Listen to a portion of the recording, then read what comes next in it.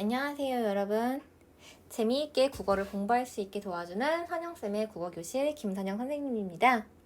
오늘은 드라마 펜트하우스를 국어 시간에 문학작품 해설하듯이 분석하면서 펜트하우스 감상도 하고 국어 공부도 재미있게 해보는 시간을 가져보겠습니다. 먼저 드라마 펜트하우스의 서술 방식에 대해서 얘기해 볼게요. 펜트하우스 1화는 처음에 엘리베이터를 타고 심수련이 내려가는 데에서 시작하죠. 심수련이 내려갈 때 여자아이 한 명이 옥상에서 떨어집니다.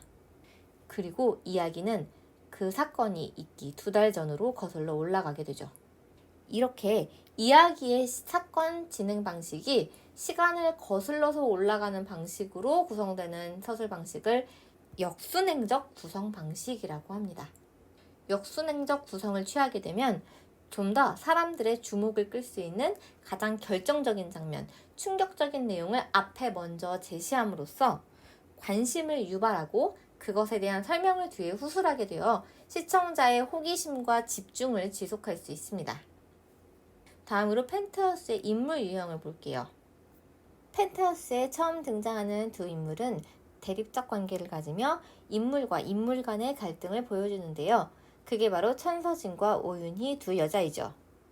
오윤희와 천서진은 고등학교 때부터 라이벌로 고등학교 때 천서진은 원래 오윤희에게 갔어야 할 청아 트로피를 아버지 백으로 빼앗았을 뿐만 아니라 오윤희의 목을 트로피로 그어버리고 그 일을 한 것이 오윤희 자신이라고 덮어씌우는 만행을 저지릅니다.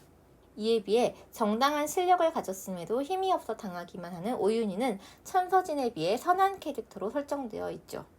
여기까지만 보면 오윤희가 착한 주인공, 즉 주동인물이고 천서진은 착한 주인공을 괴롭히는 악한 인물, 반동인물로 보입니다. 보통 고전소설에서는 착한 인물은 쭉 착하기만 하고 나쁜 인물은 쭉 나쁘기만 하죠. 이렇게 성격이 변하지 않고 고정되어 있는 인물을 평면적 인물이라고 합니다. 하지만 현대소설에서는 복합적인 인간 군상을 다루기 때문에 착한 인물이 나쁘게 타락하기도 하고 나쁜 인물이 알고 보니 착한 면모나 공감할 점이 있기도 합니다. 사실 우리 모든 인간들은 성격이 변하거나 다채로운 인물, 즉 입체적 인물이죠. 우리 모두는 한편으론 나쁘고 한편으론 선하기도 한 복합적인 성격을 가지고 있는 경우가 대부분입니다. 오윤희가 이야기가 진행될수록 자기 자식을 보호하고 더 높은 곳으로 끌어올리겠다는 욕심으로 가득 차서 악한 모습으로 변해간다는 점은 오윤희의 캐릭터가 고정되어 있지 않고 변하는 캐릭터, 즉 입체적 인물에 해당한다는 것을 보여줍니다. 평면적 인물이나 입체적 인물은 국어 내신 시험에도 단골로 나오는 용어니까 잘 알아두면 좋겠죠. 그럼 마지막으로 국어쌤의 펜트하우스 종합 리뷰 해볼게요. 펜트하우스를 보다 보면 드라마 스카이캐슬과 부부의 세계를 오마주한 듯한 느낌을 몇 가지 볼 수가 있습니다. 먼저 카리스마 있고 아이들의 입시를 성공적으로 이끌어주는 선생님이지만 사실상 뒤로는 부정한 방식으로 입시 비리를 저지르고 있는 인물은 스카이캐슬의 김주영과 천서진이 서로 성격이 비슷합니다.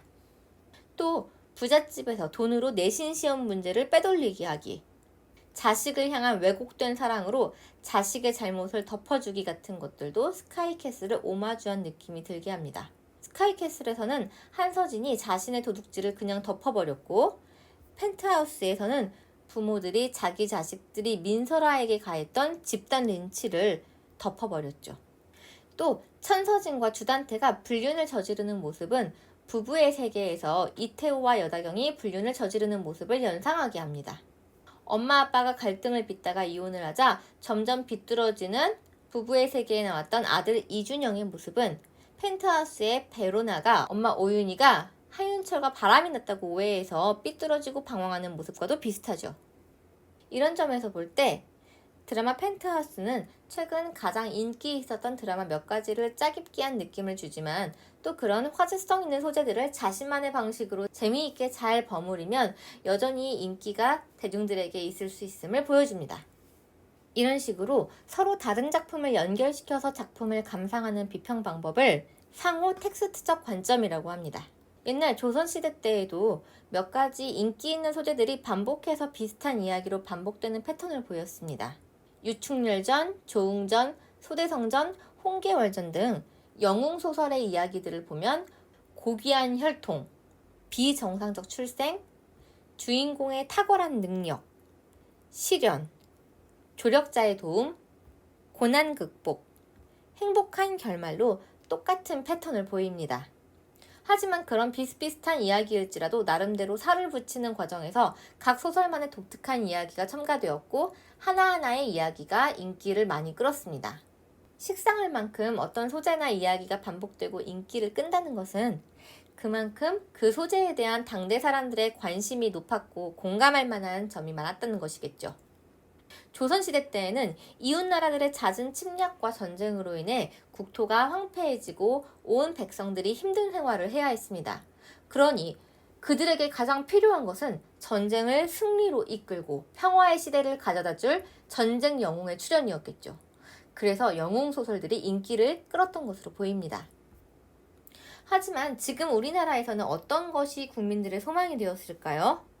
스카이캐슬이나 펜트하우스처럼 고급스럽고 멋진 집에서 자식들을 최고의 교육을 시키면서 상류층의 인생을 사는 것. 그리고 나는 그렇게 상류층의 인생을 살고 싶지만 또 한편으로는 그런 상류층의 사람들이 자신의 자식을 부정한 방식으로 입시해서 성공시키는 것에 대한 반발과 적개심. 이런 모든 것들이 공감을 얻고 사람들의 관심을 끌어모으기 때문에 이러한 전개의 드라마들이 계속해서 화제성을 얻고 인기를 얻는 것이 아닌가 싶습니다. 그 시대에 유행했던 이야기는 당대인들의 소망과 관심사를 반영하고 있기 때문이죠. 이것을 문학에서 사회문화적 맥락이라고 하고 사회문화적 맥락의 관점에서 작품을 비평하는 것을 반영론적 관점이라고 합니다.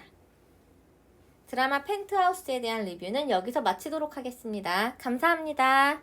좋아요, 구독 눌러주세요.